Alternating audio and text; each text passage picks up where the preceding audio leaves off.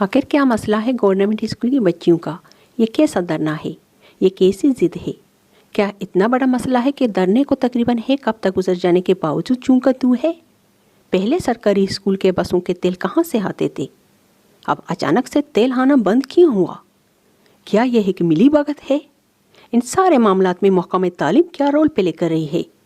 क्या कुछ जिम्मेदारियाँ तुर्बत डीसी पर भी आयद होती हैं? यकीनन आपके जहनों में ये सारे सवालत गर्दिश कर रहे होंगे।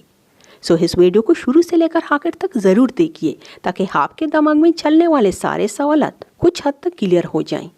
शुक्रिया। Guys, government model high school Turbat के तुलबा की ये शिकायत है कि पहले हमें स्कूल की तरफ से बस मुहैया होता था जो हमें स्कूल से घर लाने और ले जाने का फरीज़ा सर अंजाम देता था, मगर तकरीबन एक महीने से अचानक से ये सिलसिला रुक गया। इसी सिलसिले में पहले हम अपने स्कूल की प्रिंसिपल साहिबा के पास अपनी शिकायत लेकर गए। जब वहाँ से हमारा मसला हल नहीं हुआ तो हम इंतहाई मजबूरी के आलम ने हम सब तुलबा ने धरना देने का फैसला किया। हम सड़कों और चौराहों पर अपनी खुशी से खड़े नहीं हुए हैं, बल्कि अपनी एजुकेशन की खातिर ये सख्तियाँ बर्दाश्त कर रहे हैं। हम सब तुलबा का ताल्लुक इंतहाई गरीब खानदानों से है। हमारे घर स्कूल से काफ़ी फासले पर हैं। हम न रोज़ाना पैदल आ जा सकते हैं और न ही कोई वैन अफोर्ड कर सकते हैं। इसलिए हमारी गुजारिश है हुकूमत बलूचिस्तान से कि हमारे इस मसले को जल्द से जल्द हल करें ताकि हम अपनी पढ़ाई को आगे जारी रख सकें।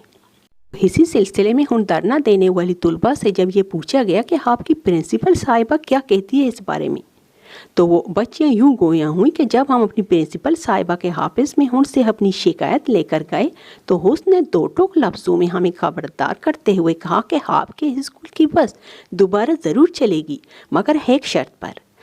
आप सारी बच्चियों को महीने में 1000 रुपये अदा करने होंगे, तभी आप सबको दोबारा बस मिल जाएगी। हम महीने के 500 रुपये देने के लिए तैयार हैं, मगर 1000 रुपये देने की हमारी बसात नहीं है।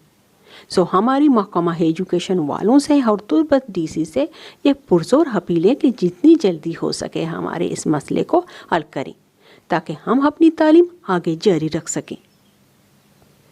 शुक्रिया मुझे सुनने के लिए। खुदा हाफिज़।